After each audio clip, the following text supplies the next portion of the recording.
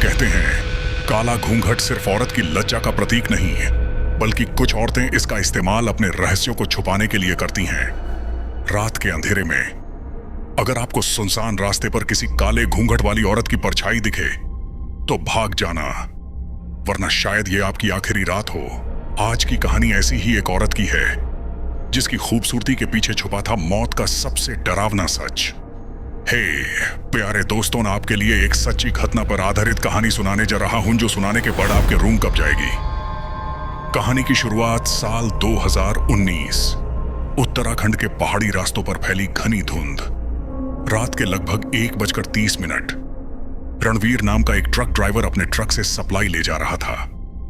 रास्ता सुनसान था, चारों ओर बस पहाड़ और घना जंगल। तभी अचानक उसकी नजर सड़क के किनारे खड़ी एक औरत पर पड़ी। वो औरत लंबी, बेहद आकर्षक कदकाठी वाली थी।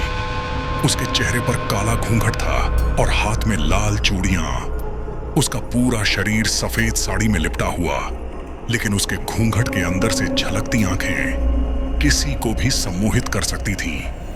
रणवीर ने ब्रेक लगाया और खिड़की से झांका। अरे बहन जी, इतनी रात को यहां अकेली, मदद चाहिए क्या? वो औरत धीरे धीरे उसकी ओर बढ़ी। उसकी चाल इतनी रहस्यमयी और मोहक थी कि रणवीर की आंखें हट नहीं रही थीं। वो मुस्कुराई और धीरे से बोली, मुझे श्मशान घाट तक छोड़ दोगे?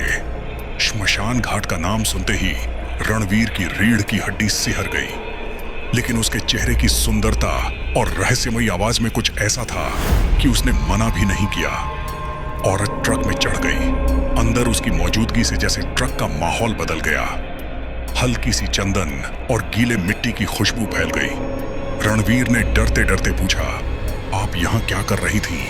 औरत ने बस मुस्कुराकर कहा, कुछ आत्माएं कभी घर नहीं लौटती, उन्हें रास्ते में भटकना पड़ता है। उसकी बात सुन रणवीर के हाथ से गियर छूटते छूटते बचे। उसने शीशे में देखा, घूंघट के पीछे उसकी ठोड़ी से एक लाल बूंद टपक रही थी। ही ट्रक श्मशान के पास पहुंचा। अचानक ब्रेक फेल हो गए। ट्रक पेड़ से टकराया और रणवीर बेहोश हो गया। जब उसने आंखें खोली तो खुद को श्मशान के बीचों बीच पाया। चारों ओर जलती चिताएं थीं और उस औरत की आवाज गूंज रही थी, कहा था ना, मुझे श्मशान छोड़ दो। रणवीर ने देखा वो औरत अब उसकी ओर बढ़ रही थी।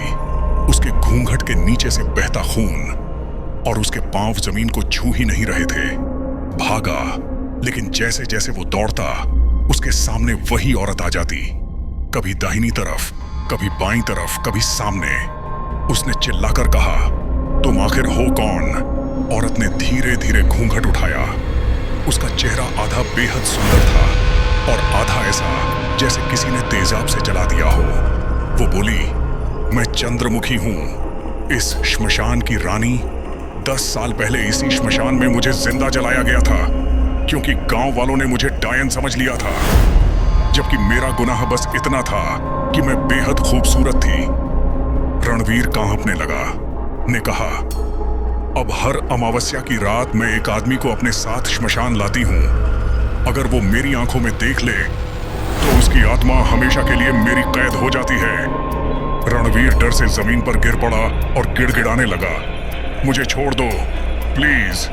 चंद्रमुखी ने ठंडी मुस्कान दी और बोली, आज तू मेरा शिकार बनेगा। ही वो रणवीर पर झपटी। अचानक आसमान से तेज बिजली कड़की। पास ही मंदिर में बज रही घंटी की आवाज गूंज उठी। उसी वक्त रणवीर की मां, जो घर पर लगातार उसका इंतजार कर रही थी, उसकी सलामती के लिए महामृत्युंजय मंत्र का जाप कर रही थी। चमत्कार हुआ। चंद्रमुखी की आत्मा कांप उठी। वो चीखते हुए बोली, ये मंत्र, ये आवाज नहीं। उसके चेहरे का जला हुआ हिस्सा धीरे धीरे साफ होने लगा। वो रणवीर के सामने रो पड़ी और बोली, काश किसी ने मुझे उस वक्त बचा लिया होता। मैं डायन नहीं, इंसान थी। आज तुम्हारी मां के आशीर्वाद ने मुझे मोक्ष दिला दिया। रणवीर ने देखा, काले घूंघट वाली वो औरत धीरे धीरे आकाश में विलीन हो रही थी। उसके चेहरे पर पहली बार सुकून था। रणवीर हक्का बक्का रह गया, लेकिन जाते जाते चंद्रमुखी ने कहा, अगली अमावस्या को फिर एक और औरत इस श्राप से मुक्त होने आएगी। हो सके तो उसे भी बचा लेना। रणवीर ने डरते हुए आसमान की ओर देखा और तभी उसकी नजर एक और परछाई पर पड़ी। एक और काले घूंघट वाली औरत श्मशान के दरवाजे पर खड़ी थी।